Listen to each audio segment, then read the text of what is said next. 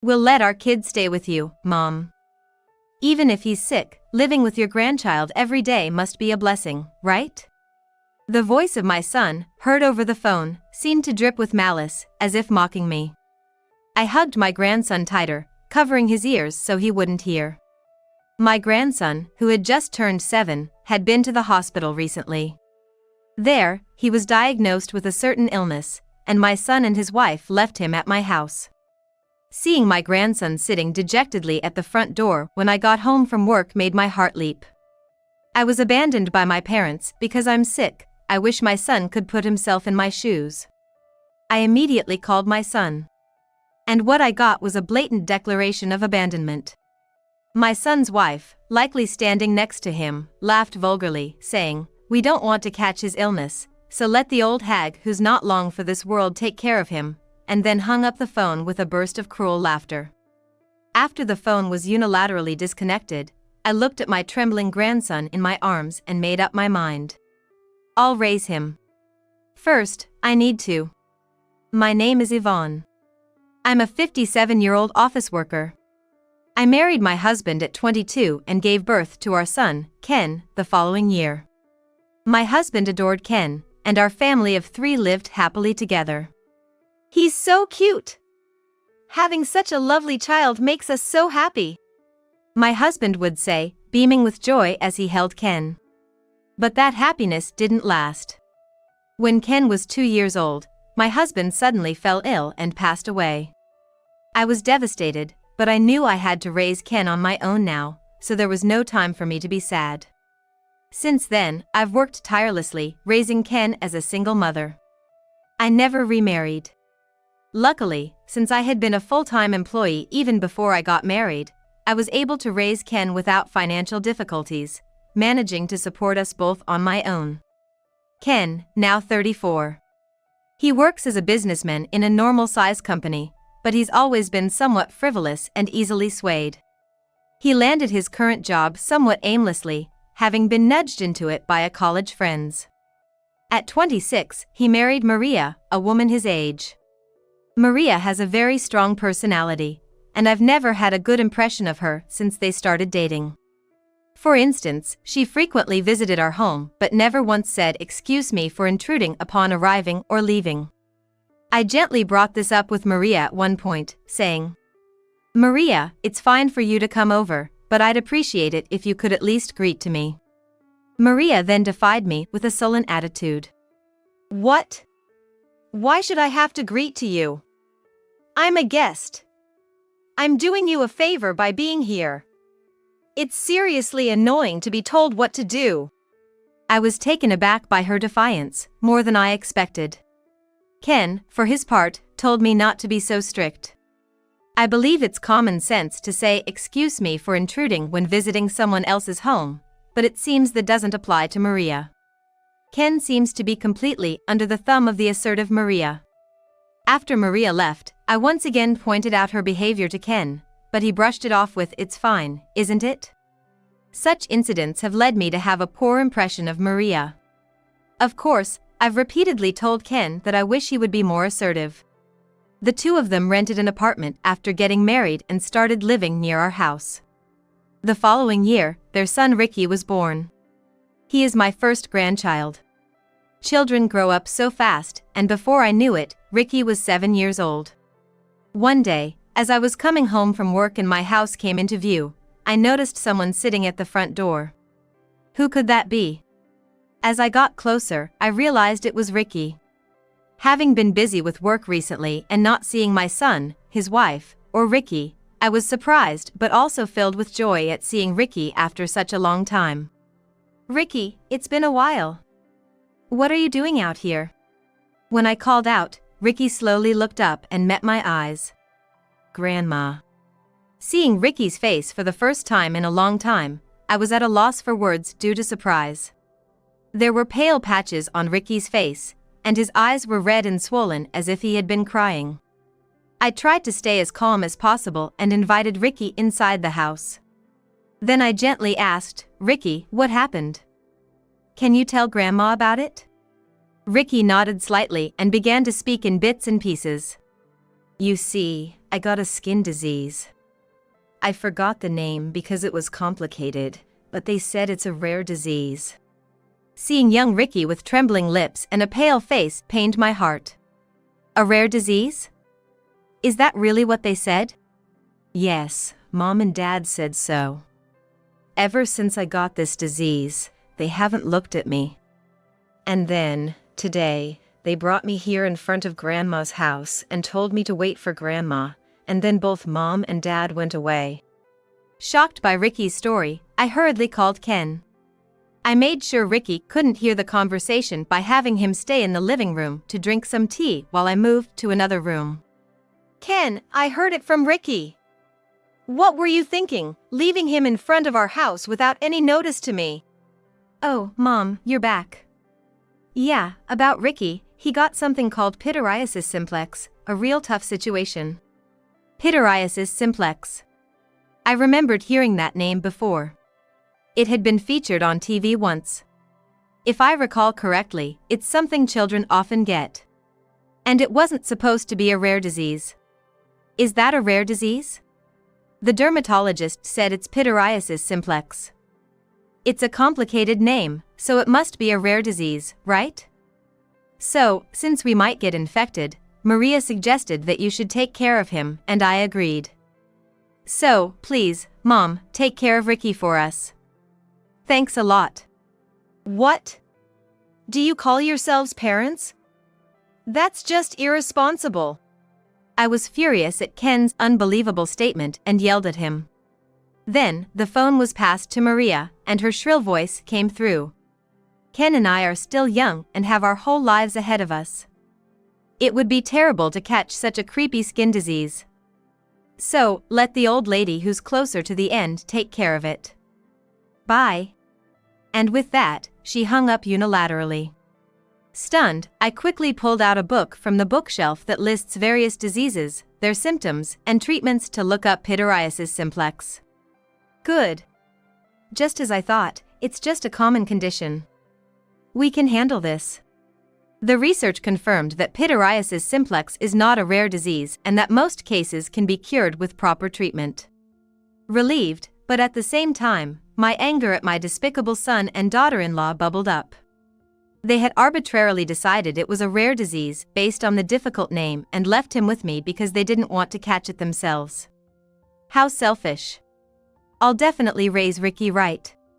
I murmured with determination and returned to the living room. Smiling at Ricky, who looked anxious, I reassured him. Ricky, it's okay. Your illness can be cured. Let's go to the hospital together tomorrow. Really? Ricky, who had thought his condition was incurable, sparkled with hope. Yes.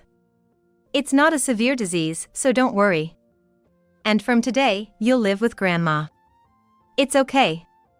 I'll make sure you're happy. Let's enjoy our time together. Ricky looked a bit puzzled at first, but soon nodded and smiled, saying, Thank you, Grandma. Time passed, and 9 years have gone by. I'm now 66, and Ricky is 16. During these 9 years, there has been absolutely no contact with my son and his wife. Recently, Ricky, being in his awkward teenage years, doesn't talk much, but he's grown into a kind child, occasionally cooking meals and showing his gentle side. Now retired, I support Ricky with my pension and my retirement savings. Then, one day, my son and his wife, who disappeared 9 years ago, suddenly showed up at our house. What are you guys doing here after all this time? I asked coldly at the doorstep. After not hearing from them for 9 years, how dare they show up now? Hey, we saw that TV show the other day. Shocking, huh? Ricky, you're amazing. Making that much money at your age. It seems they had seen the recent TV interview, The Teenage Genius Inventor. Maria, standing next to Ken, was grinning, getting patents and all, really incredible.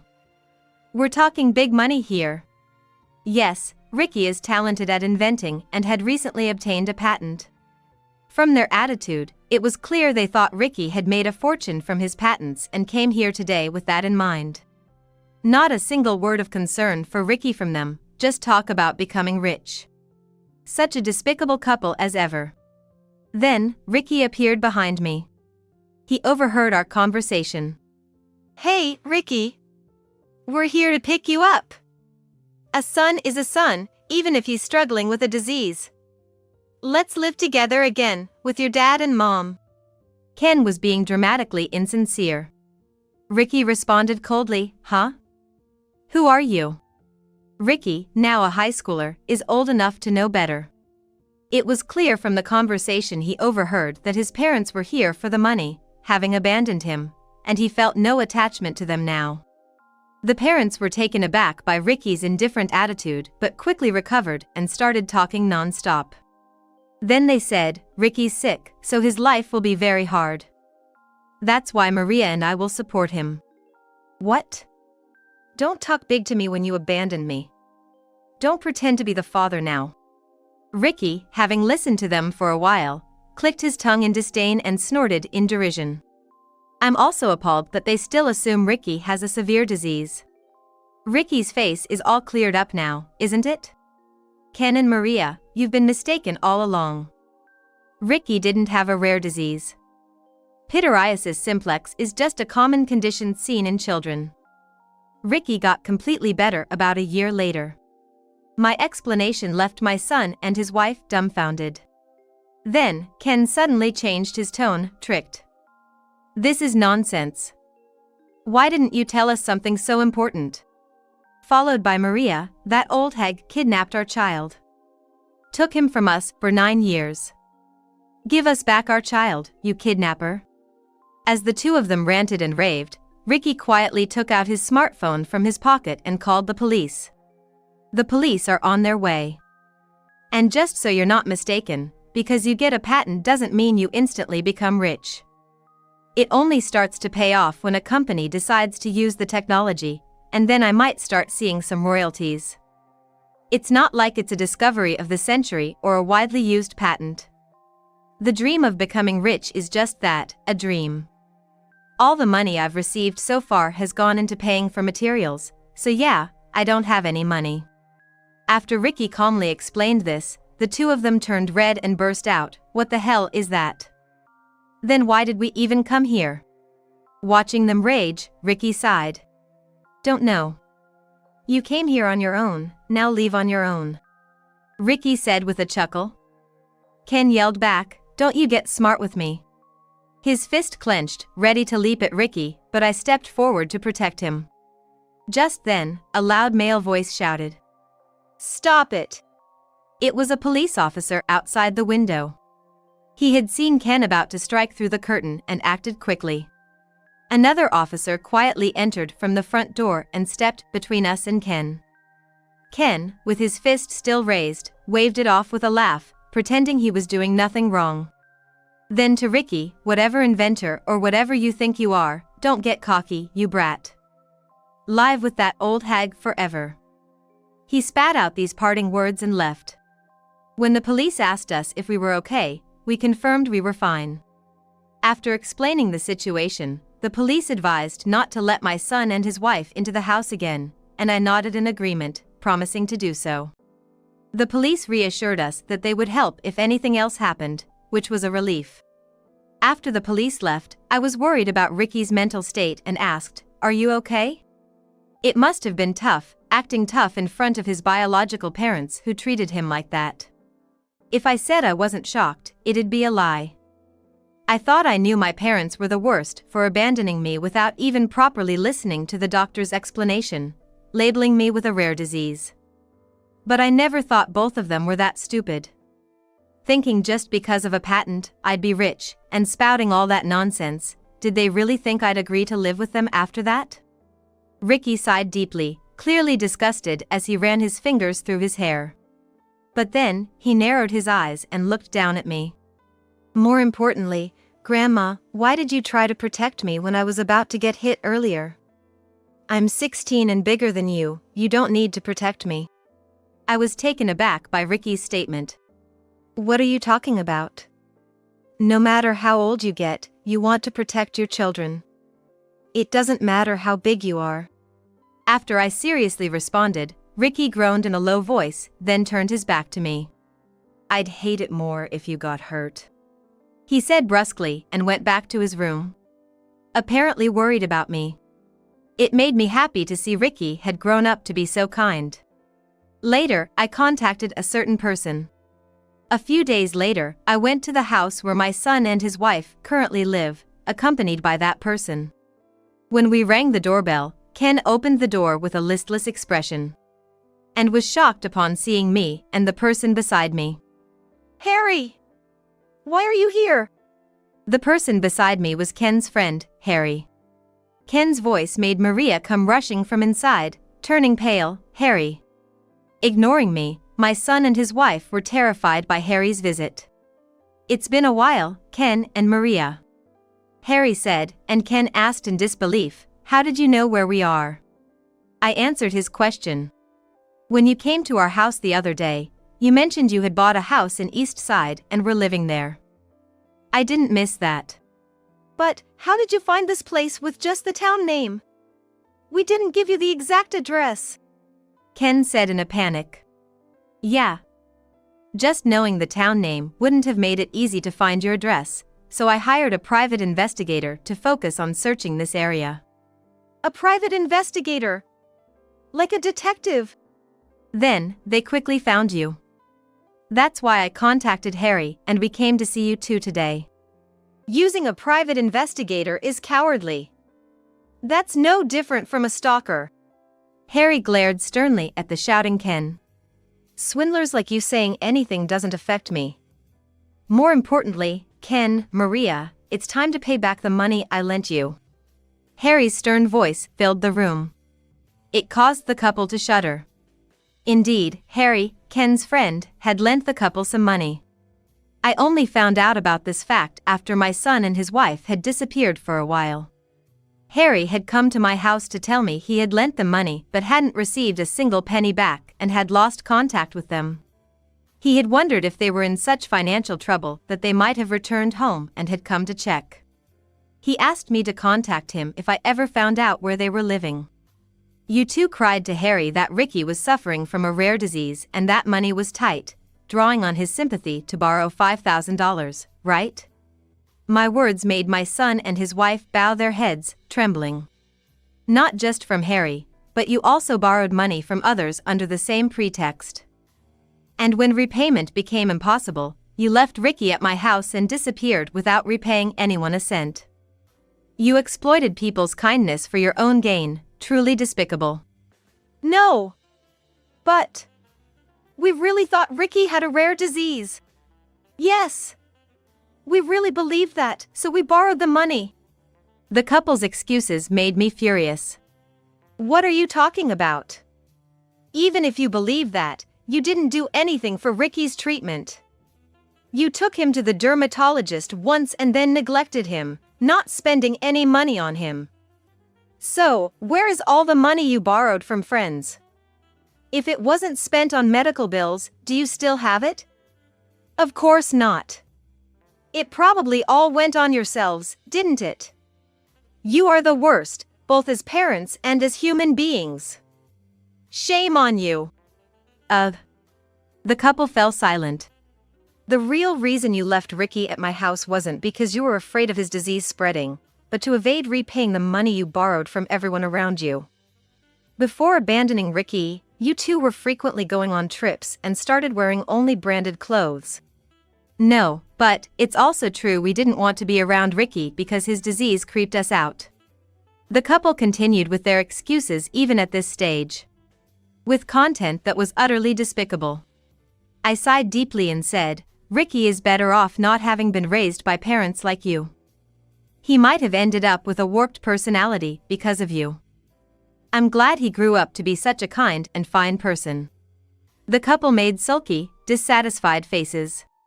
Harry then sternly told them, "I'm in touch with other friends who suffered because of you too, and we're planning to file a class action lawsuit, so be prepared."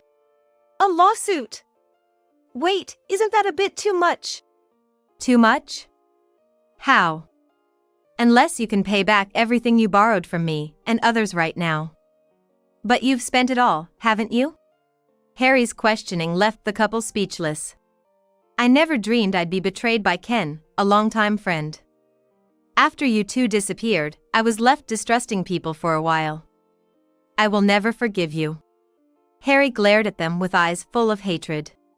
"I also told my son and his wife, you don't need to worry about Ricky. He's in high school now and can think for himself, so please don't contact us," firmly pushing for estrangement. Months later, despite being threatened, it seemed Ken and his wife still hadn't paid back the money. They were sued by a group of people from whom they had borrowed money. Each person's claim might not have reached $10,000, but when there were 10 or 20 people, they saw no way to repay their debts. The couple ended up having to sell the house they had bought just a few years ago. However, since they had a mortgage, most of the sale went to paying that off, and the little that was left vanished as compensation without leaving anything behind. It was unbelievable they had to give up their residence, their most valuable asset. But it seems they decided to sell the house because they were planning to come back to my house. I only realized this after some time had passed since the lawsuit. A furious call from Ken was how I found out. "Mom! Hey! Our house is gone! What's going on?" "What do you mean?" "Just like the for sale sign says, I sold the house and the land. It's obvious if you look, isn't it? I had decided to sell the house and the land even before they were sued. According to a real estate agent, vacant houses are hard to sell these days, so it's better to demolish the house and sell the land." Following their advice, I demolished the house and put it on the market. Thanks to its good location, it sold quickly. The money went towards moving expenses for Ricky and me. Actually, Ricky has been attending a high school quite far away, and commuting from that house took a long time. That's why we moved closer to his high school and now live there together. As I explained this, Ken started to make a fuss with a loud voice. "What? So where are you living now? We sold our house and have nowhere to live. We were planning to live with you, Mom, so give us your address." "There's no way I'd tell you. One of the reasons I sold the house and land was because I wanted to cut ties with you. I won't tell you where we live now, and I'm going to block your number so don't ever contact us again." "What? That's too harsh." Behind Ken, I could hear Maria's scream of despair. "The harsh ones are not me but you too. It seems like you haven't reflected at all, but you should at least take a moment to reflect on your own actions. The last thing I can say as a parent is just that. Goodbye." After saying that, I hung up and set their numbers to be blocked. Despite being threatened so much, Ken and his wife hadn't paid back the money yet and were living in a rundown apartment under severe conditions. Later, I consulted with the lawyer Harry hired and reconsidered my relationship with Ricky. Up until now, I had been raising him as a grandparent, acting in place of a parent. However, the existence of Ken and his wife was negatively affecting Ricky. That's why I thought about becoming his legal parent and having Ricky as my son in a legal sense. If approved, this would mean that even after I pass away, the inheritance would have to be divided between Ricky and Ken. It may prevent Ken from taking everything. I decided to check Ricky's feelings about it. "Ricky, I want to adopt you. Not just as grandma and grandson but officially as mother and son. What do you think?" "Of course, I want to respect your feelings." After a moment of silence, Ricky said with a shy smile, "Yeah. I want to officially become your son." After confirming Ricky's feelings, I contacted the family court with the help of a lawyer. Due to the awful actions of Ken and his wife, the adoption was relatively easily approved. Probably also because Ricky is now 17 years old. Ricky and I successfully completed the adoption process. Though Ricky is still in the midst of adolescence, it made me very happy that he chose me over his biological parents. Ricky, talented in inventing, continues to challenge various things, and I enjoy watching his growth while living a peaceful life.